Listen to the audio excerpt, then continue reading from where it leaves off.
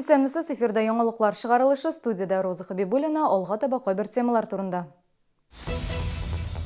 Шәһәребез яктырак, чистарак һәм төзегрәк булачак. Бүген шәһәр советы утырышында өстәмә керемнәрне бүлделәр. Чыкканда утыңны сундырдыңмы? Жилком сервис компаниясе энергияны саклау буенча яңа алымнар куллана. Чаллы ТВ тамашачылары Сабантуй гүзәлен сайлый. Җиңүчене билгеләр өчен үз тавышын бирергә онытма. Халык зарларын канәгатьләндерер өчен шәһәр казнасыннан 52 миллион сум акча тотачаклар. Бүген шәһәр советы утырышында өстәмә керемнәрне бүлделәр. 5 ай дәвамында 137,5 миллион сум акча янда калган. Аларны нәрсәгә тотачаклары Гүзәл Шихапова белә. Казнада өстәмә керемнәр җир куллану буенча милек мөнәсәбәтләрен ачыклау нәтиҗәсендә барлыкка килгән 100 миллион сумнан артык акча төзекләндерүгә китәчәк. Өчтән бире шәһәрдәшләрнең прокуратурага һәм халык контроле порталына мөрәҗәгатьләрен канәгатьләндерүгә китәчәк. Күперләрне төзекләндерүгә 15 миллион каралган. Россия автомобиль юллары башлыгы белән очрашкач, шундый фикергә килгәннәр. Мы обменивались мнениями. Я проинформировал, что мостовые переходы, они не входят в дорожное полотно, в сумму не входит. Ну разве их так можно оставить? Вот эти все провода, вот эта вся неухоженность, мостовые переходы по Туфану, Вахитову мы в этом году нужно сделать. Тагай көн күреш калдыклары полигонын ябу һәм рекультивацияләүгә 8 миллион сум акча сарыф итәчәкләр. Шәһәрдәге фонтаннарга хезмәт күрсәтү 2 тапкыр кыйммәтрәк. Яктылык баганалары урнаштыруга шәһәр бюджетыннан 14 миллион сум акча бүлеп бирәчәкләр. Ниһаять, җиңүнең 40 еллыгы урамында да ут барлыкка киләчәк. Бу автозавод проспектыннан алып Яшьлек проспектына кадәр булган участокка кагыла. 52-нче комплекста яшәүчеләр бу яңалыкны шатланып кабул итте. Урамның икенче ягында буш болын гаражлар. Җиңүнең 40 еллыгы урамын нигездә якындагы йорт тәрәзәләреннән төшкән ут кына яктырта. Дети тоже переживают, свет, если нет, то тоже так же. Свет нужен. Да, свет нужен. В темное время суток вообще темно, ничего не видно. Особенно машину припарковать или что, свет обязательно нужен. Наил Мәгдиев белдерүенчә, өстәмә керемнәрне социаль сорауларны чишүгә юнәлтәчәкләр. Якын арада чүп савытлары һәм эскәмияләр алачаклар. Моңа шәһәрдәшләр май аенда зарланган иде. Гүзәл Шихапова, Сергей Вильданов, яңалыклар. 5000-гә якын шәһәрдәшебез чит илгә чыга алмаска мөмкин. Чаллыда нәкъ шул хәтле кешенең милек салымы буенча бурычы 10 000 сумнан артып киткән. Инспекция хезмәткәрләре шәһәрдәшләребездән әлеге әҗәтләрен түләүләрен сорый. Юкса җәйге ялар чорында аларны чит илгә чыгармаячаклар. 1 июньга шәһәр буенча 302 миллион сумлык милек салымы түләнмәгән. Бурычлары 3000-нан артып киткән 7660 чаллылыга карата шикаят гаризалары әзерләгән. Июль айыннан капиталь ремонт өчен компенсация бары тик фатир хуҗаларына гына биреләчәк. Яңалык торак кодексындагы үзгәрешләр белән бәйле. Анда гомуми милеккә капиталь ремонт өчен торак хуҗасы гына түли диелә. Шуңа күрә матди ярдәм үзәкләре җибәргән чакыру хәбәрен игътибарсыз калдырмаска, билгеләнгән вакытка барырга кирәк. Бу үзгәрешләр ташламалардан файдаланучы 10 меңләп чаллы гаиләсенә кагыла. Если человек приглашен, например, в июне, и он не подошел, не предъявил свои документы, что он является собственником, то уже в июле месяце субсидия льготы по данной услуге рассчитываться не будет. Су, ут, җылылык һәм газны ничек сакчыл кулланырга? Бу сорауга зурлар гына түгел, балалар да җавап эзли. Бүген 10нчы мәктәптә энергияны саклау темасына ясалган рәсем конкурсына йомгак ясадылар. Жилком сервис идарә компаниясе ресурсларны бәрәкәтле итеп тоту юнәлешендә яңа алымнар куллана. Һәм аларның нәтиҗәсе дә бар, хәбәрчебез сөйли. Әле кичкенә генә булсалар да, бу кызлар малайлар суны, утны, газны сакчыл тотуның файдасын беләләр. Идарә компаниясе мәктәп яны лагерында башта энергияны саклау турында листовкалар тараткан, мультфильм һәм видеофильм күрсәткән. Аннан соң укучыларга рәсем ясарга тәкъдим иткәннәр. Бәйгедә 7 отряд катнашкан. Как первобытный человек добывал огонь, как было ему сложно.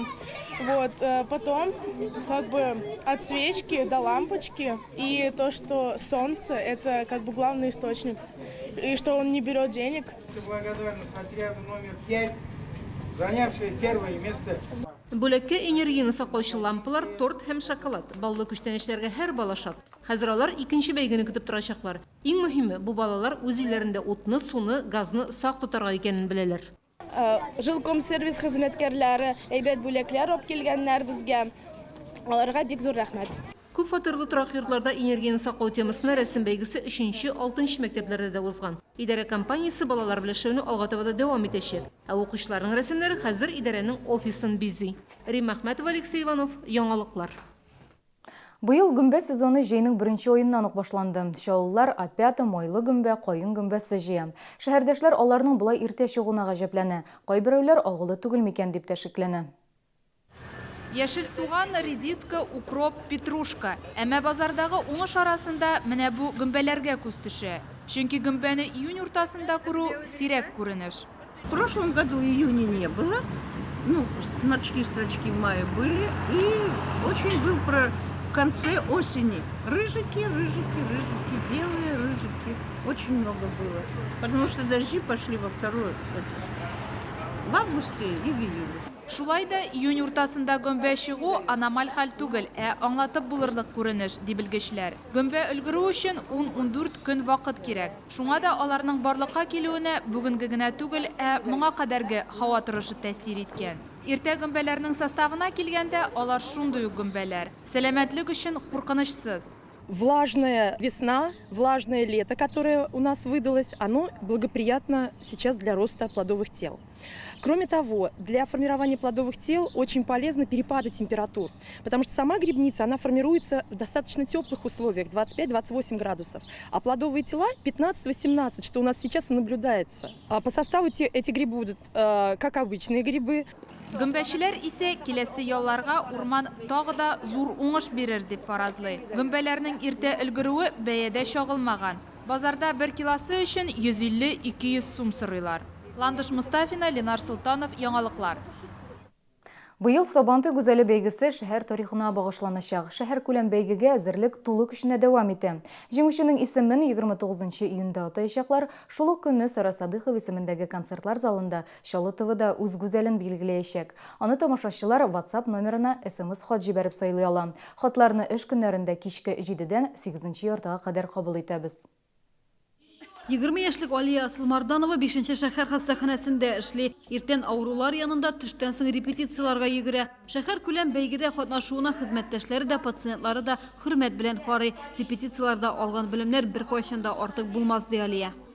Үзем тумыштан биргә, җырларга яратам, культураны бик яратам, әти-әниләремдә, әби-бабаларымнан күчкәндер дип уйлыйм. Бу конкурска мине шулай ук эштән җибәрделәр. 2 көн калагына белдем мин аның турында. Бик күңелле, миңа бик ошый. Зульфия Галиуллина сәхнәдә үзен иркен хис итә. Татар драма театрының яшь актрисасын тамашачылар шундук үз иткән, җаваплы рольләр биргәннәр. Репетициядагы барлык күнекмәләрендә диярлек уку йортында да өйрәткәннәр. Зульфия бәйгедә теләп катнаша. Ай тотылган төндә шәфәк ролен уйныйм мин Салават Әбүзәрнең Хыялы спектаклендә йолдыз роле.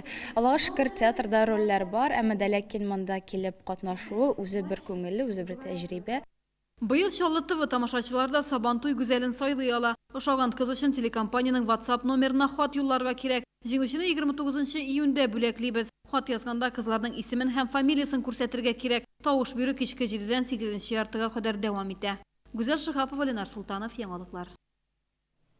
Соңгы мәгълүмат ураза тотучылар игътибарына. Иртәгә 21 июнь Рамазан аеның 26 көне. Чаллыда сәхәр вакыты 0 сәгать 45 минутта төгәлләнә, авыз ачу 20 сәгать 18 минутта башлана. Тоткан уразаларыбыз кабул булсын. Бүгенге менә шулар, мин сезнең белән саубуллашам, сез сау булыгыз.